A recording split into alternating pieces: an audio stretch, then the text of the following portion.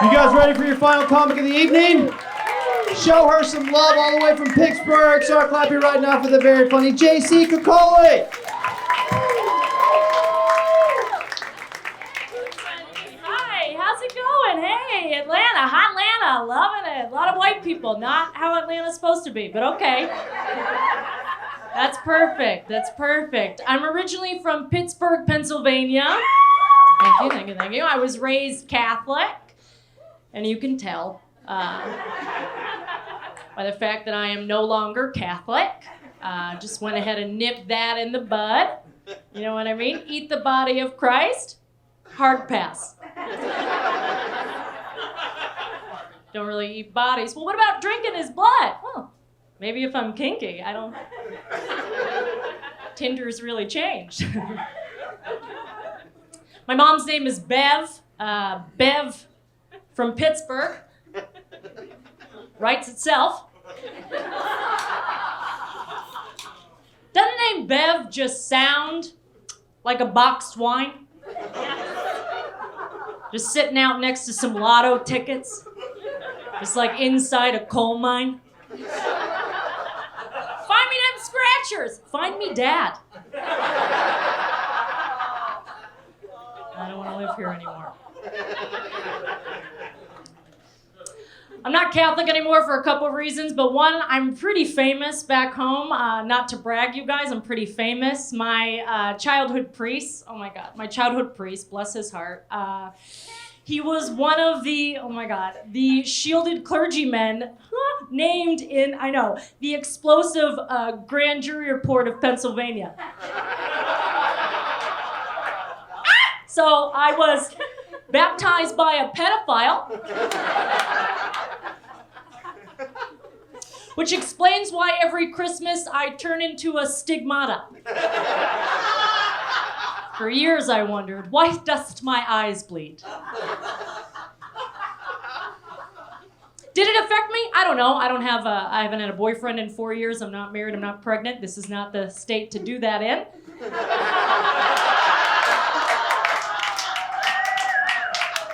How do you undo a baptism? I feel like I didn't get a proper baptism. How do you properly baptize somebody when you're checking out the baby? You know what I mean? Was it holy water or was it cum? You tell me. I'm currently seeing a man with a small penis.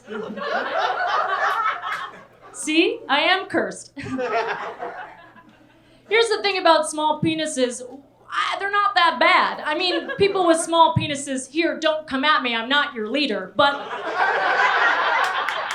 what you have to understand about women is we actually don't need that much girth because, like, we're so powerful in our sexuality, we could shut our eyes right now and climax simply thinking about how Arya killed the Night King. You know what I mean? I like that you're shoo-shooing each other, that's pretty sweet. I went home for a funeral and I'm going to talk about grief, but don't get sad. Grief, it happens to everybody. Clap if you've grieved before. Anybody grieved before? Clap if you've grieved before. Yeah. We're all mortal, we're all mortal, we're all mortal. I'm going to throw 3 at you. You're going to be just fine. Here's the thing about grieving. Grieving, you have to bounce back so quickly in America after someone you love dies. I find that to be quite strange. You know what I mean? You're like at the funeral, you know, and your boss is like, condolences, but we got a Skype meeting in 5. And you're like, I'm still holding my sister's ashes.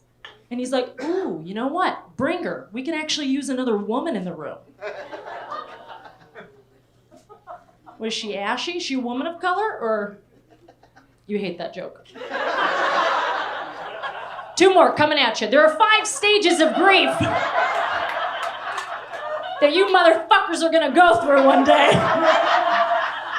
And I added 6. Here they are. They are denial, anger, bargaining, depression, acceptance, and I went ahead and added ayahuasca. It's perfect if you want to hang out with a trust fund kid, 21-year-old shaman named Brad, who will carpool you to Burning Man so you can jump into a past life when Big Pharma didn't cause a global opioid epidemic. Thank you.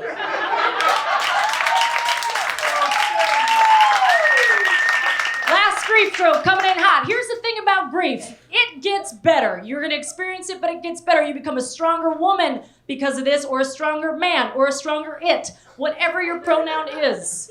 You become stronger. And I took up a couple of things. I swam with sharks in Hawaii. Nothing like getting over death by jumping in the water with death. I took up boxing. I started boxing. It was great, just in case my sister's ghost ever comes back and try to fucking watch me masturbate. Punch her right too, because you know that's what ghosts do. They just watch. That's why we turn our grandma's picture around. You're not gonna watch me. I'll watch you. My favorite thing to do after you're grieving, one thing that you can look forward to, is I slept with most, if not all, of Copenhagen. So, tak for at du helprig me. That's thank you for healing me. In Danish. None of you know a second language.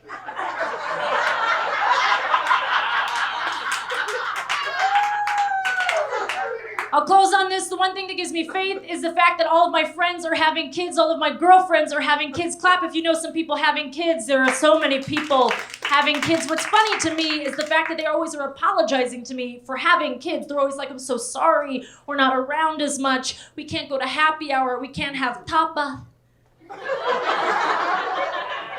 And I'm like, first of all, thank you for taking that trip to Barcelona seriously. And second of all, of course I'm okay that you're having kids, my girlfriends, because you are smart women, you are thoughtful, you are complex, and you are fiery. You will raise incredible kids who will be thoughtful and kind, not misogynistic, not racist, will not cheat their way into USC via crew. And when that kid grows up and turns 18, I'm gonna date your kid. Find me a law that says I can't. Why are we wasting time on all these dating apps, ladies, when you can have your best friend raise your boyfriend? I've been JC Coccoli. Be good to each other. Have a great night. Keep it going for JC.